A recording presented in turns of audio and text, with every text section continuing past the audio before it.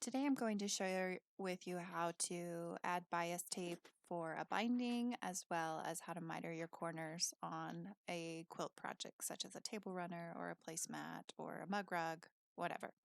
You're going to need your main fabric. I always use batting because it gives it a little bit of thickness. Some people's machine don't like thick layers, but it's good to try. And then you're going to need bias tape. For this project, I'm doing 2-inch bias tape, and this is homemade bias tape. If you need to know how to make bias tape, I've got a tutorial I'll link in the comments. So I'm going to put my layers together, and then I'm going to pin them, and that will just kind of help them stay in place. For my bias tape, if you get it from the store, it's going to be folded kind of like this. And that's fine. You can totally do that. But I like to fold mine in half, just like this. And then I'll meet the raw edges of the bias tape to the raw edges of whatever I'm sewing. So for this small little project, I'm going to find the center of one of the long sides, fold my bias tape in half, and I'm going to put a pin about 1 inch from the center of that side. So there's the center, and it's about 1 inch or so, okay? Then I'm just going to match my bias tape to the raw edge. And you can pin it if you want, or you can leave it open. I would pin it if you have like an exceptionally long table runner, but for this project, I'm not. I'm going to start pinning or sewing where my pin was at about 1/4 inch. You could do 1/8 inch. But I'm going to sew and backstitch. I'm going to sew all the way to the end. And then I'm going to cut my thread. Okay, now this is the magic of mitering the corner. So what we're going to do is we're going to fold that bias tape up away from the corner so it makes kind of a diagonal. And then we're going to fold it back down. So we've made like this little triangle piece with our bias tape.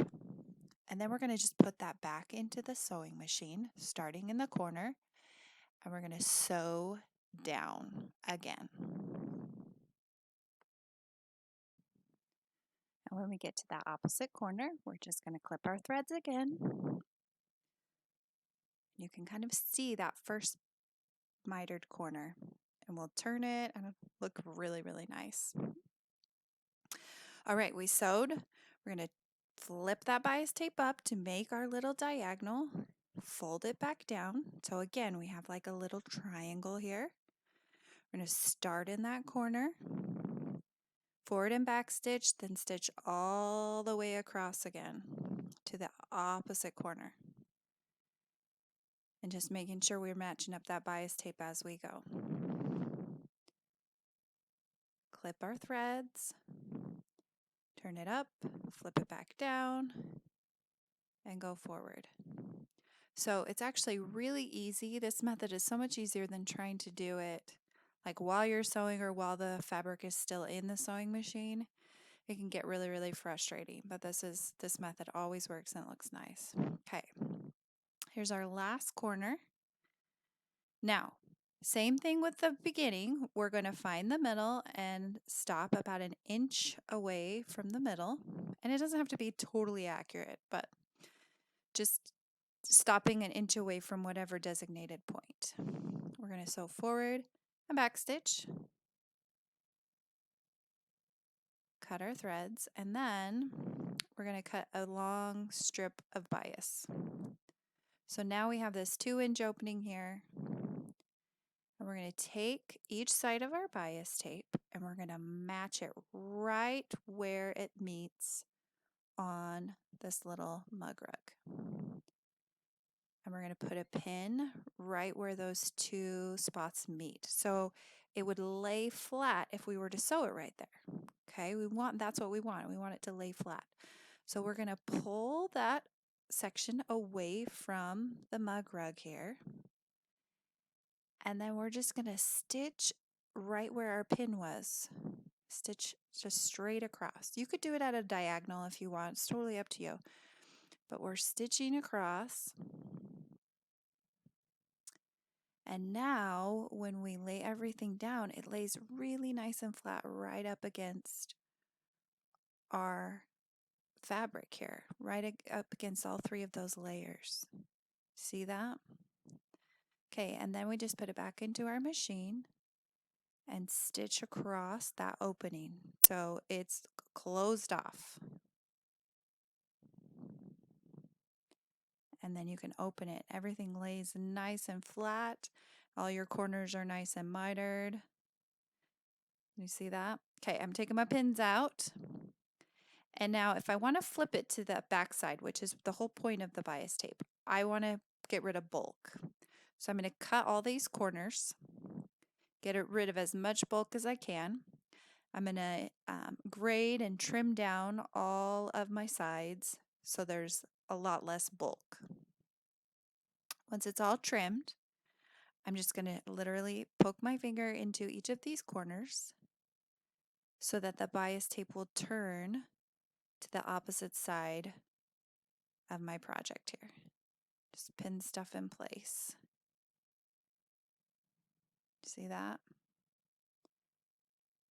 Now, once I pin the two long sides, then I can fold the two short sides and I'll get an automatic little mitered corner here, which makes it look really, really nice.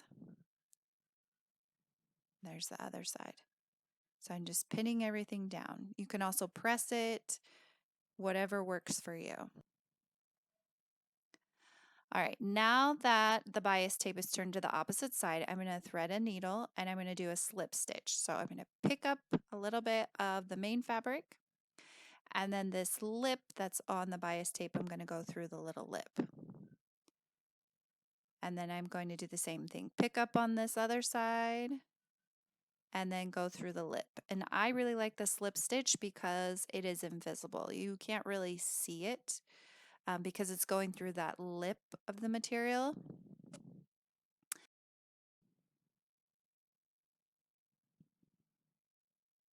So you can kind of see that you can't see those threads. They've kind of disappeared into the material. That's one of the reasons I really, really like the slip stitch.